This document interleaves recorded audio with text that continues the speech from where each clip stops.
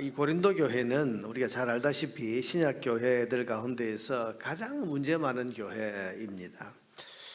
고린도전서 앞으로 우리가 읽어보겠습니다만은 분쟁이 있었습니다. 서로 이파저파 나누어서 편가르기 해서 싸우고 있었고, 또 교회 안에는 아주 말할 수 없는, 입에 담기도 참 민망한 그런 음란한 그런 문제를 그냥 방치하고도 있었고, 성찬식을 하다가 서로 마음에 상처가 있고 갈등이 일어나는 그런 일도 있고, 또 은사가 참 많은 교회였음에도 불구하고 그 은사 때문에 서로 은사 가진 사람들끼리 서로 다투고 경쟁하는 이 고린도전서라는 편지 자체가 사도 바울이 자기가 세운 이 고린도 교회가 너무 문제가 많고 너무 분쟁과 싸움에 시달리고 있다는 것을 듣고 거기에 대한 문제에 대한 해법을 하나씩 이렇게 제시하면서 권면하고 있는 것이 이 고린도전서라는 편지입니다.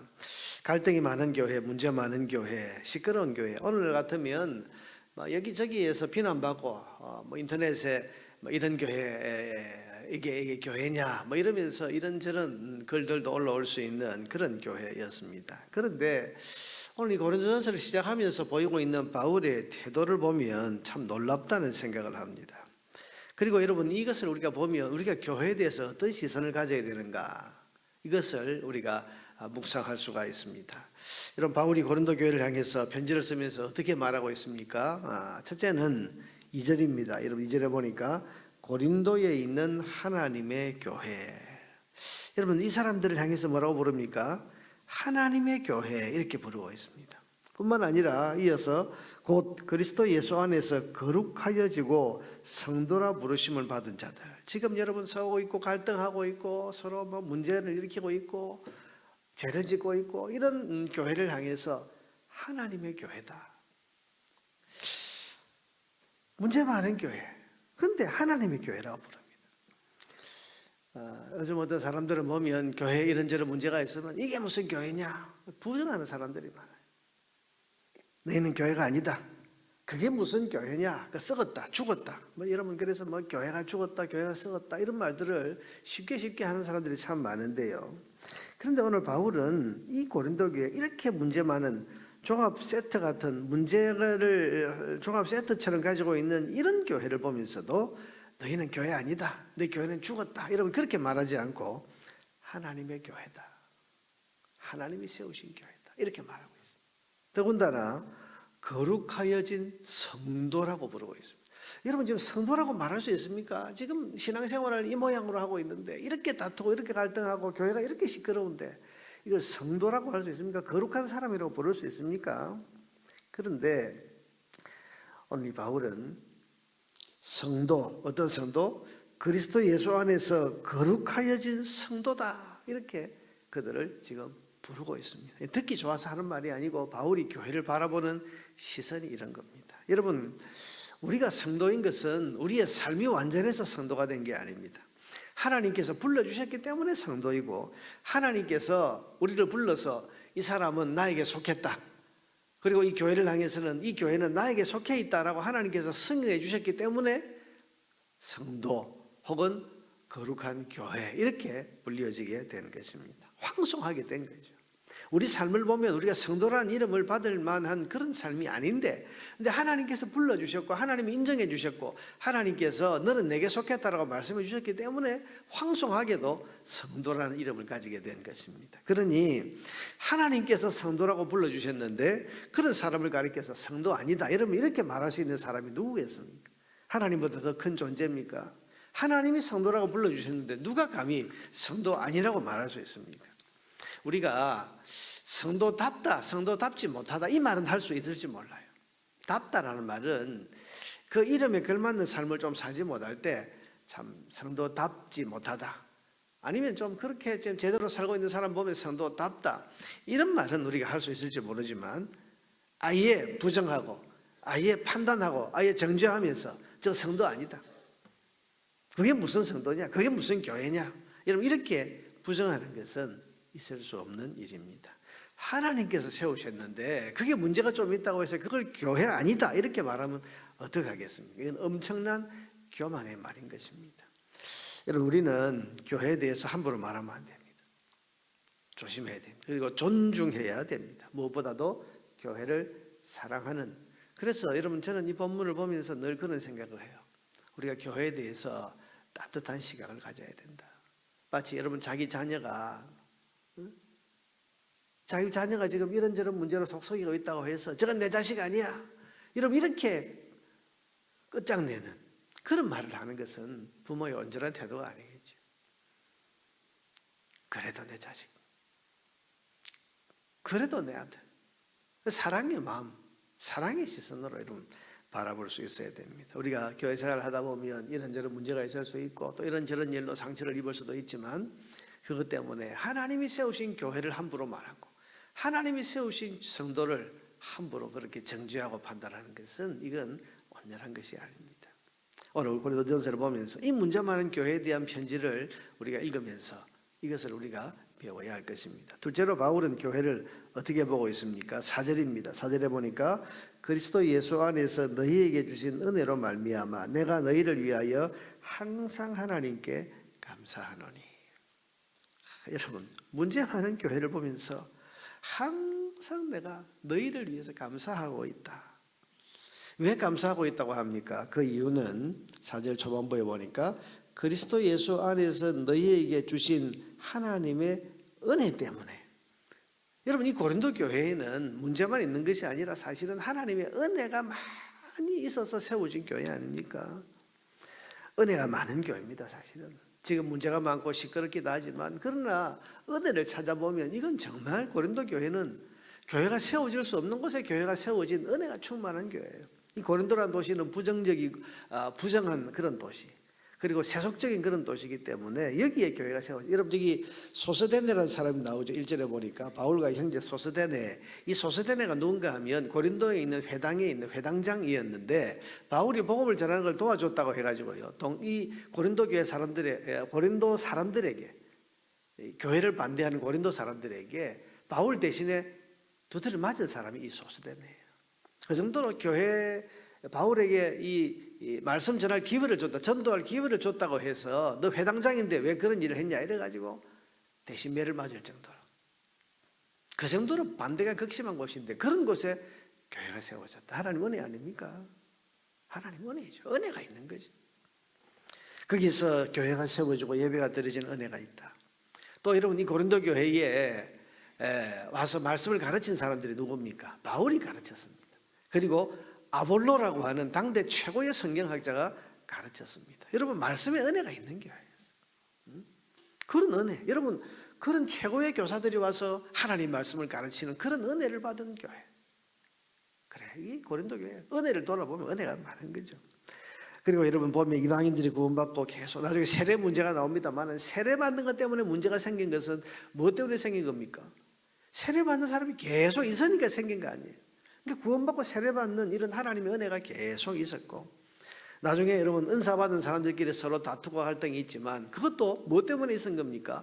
은사가 많으니까, 하나님께서 그 교회에 성령의 은사를 많이 부어주셨기 때문에, 그래서 여러분 그 은사 받은 사람끼리 다툼도 있고 갈등도 있고 뭐 부딪히기도 하고 그러는 거지, 근본적으로 돌아보면 고린도 교회는 은혜를 많이 받은 교회. 바울은 그걸 감사하고 있습니다. 소위 문제와 약점만 보지 않고 그들에게 임한 하나님의 은혜를 보았습니다. 그랬더니 항상 감사가 나왔습니다. 여러분 교회의 문제와 약점만 보고 있으면 불평이 나옵니다.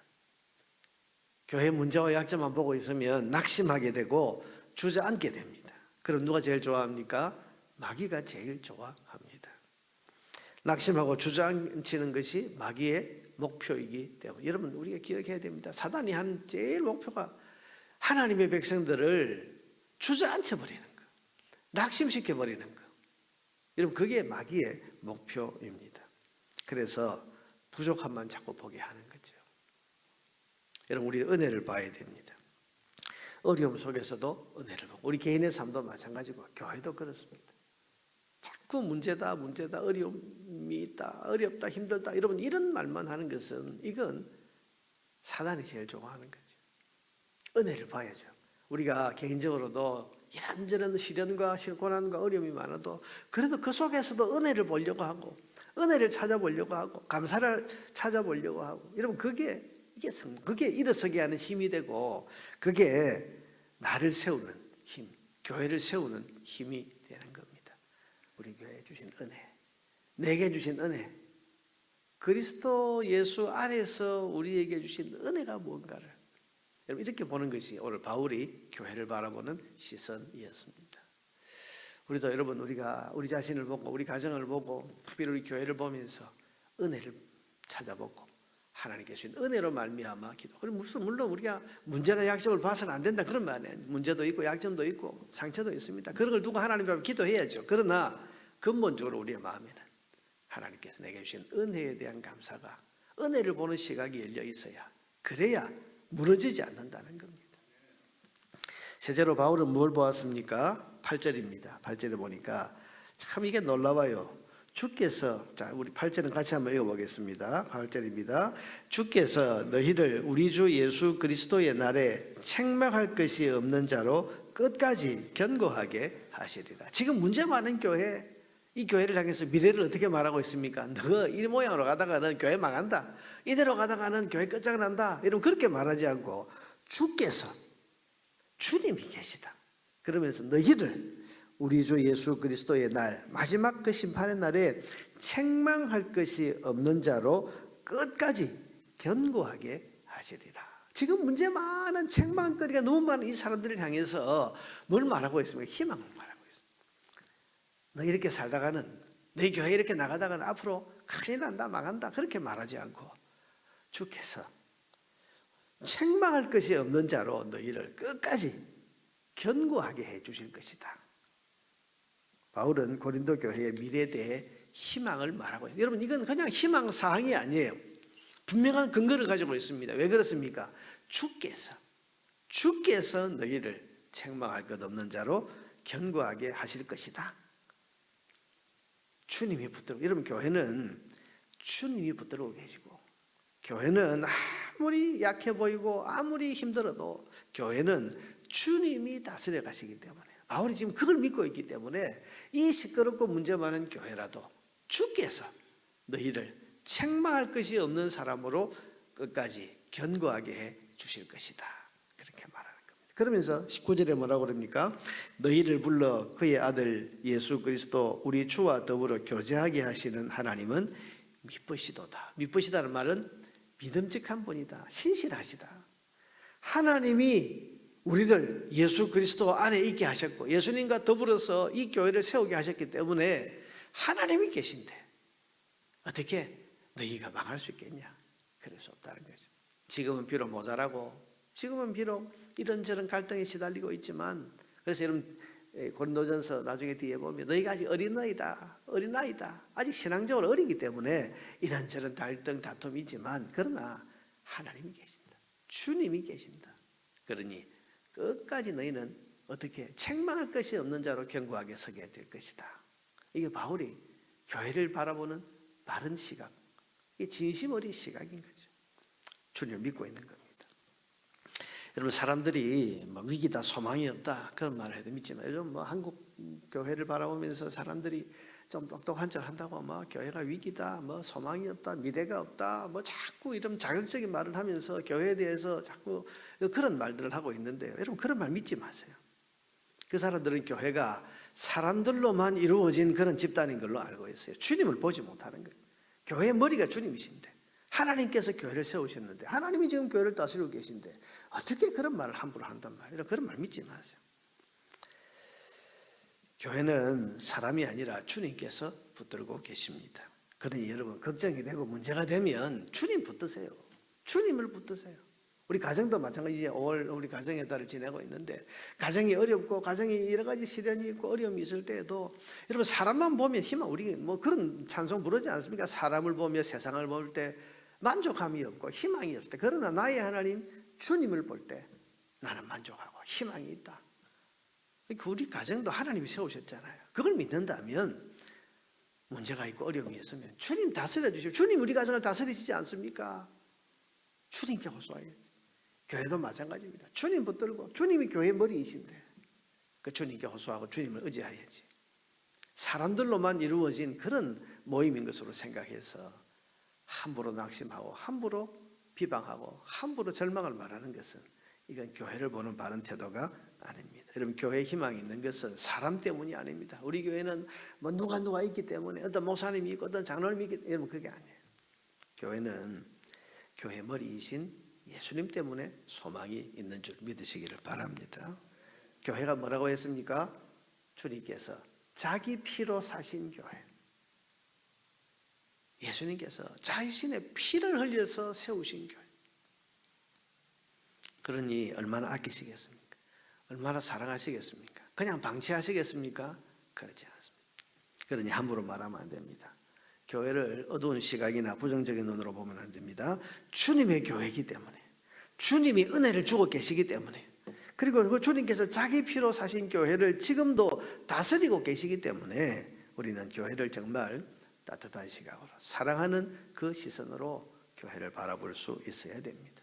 오늘 아침에 여러분 이 시선, 이 시각으로 우리 교회를 바라보고 또 하나님이 세우신 우리 가정을 바라보면서 그 주인 되신 하나님께 기도하는 저와 여러분 되시기를 바랍니다.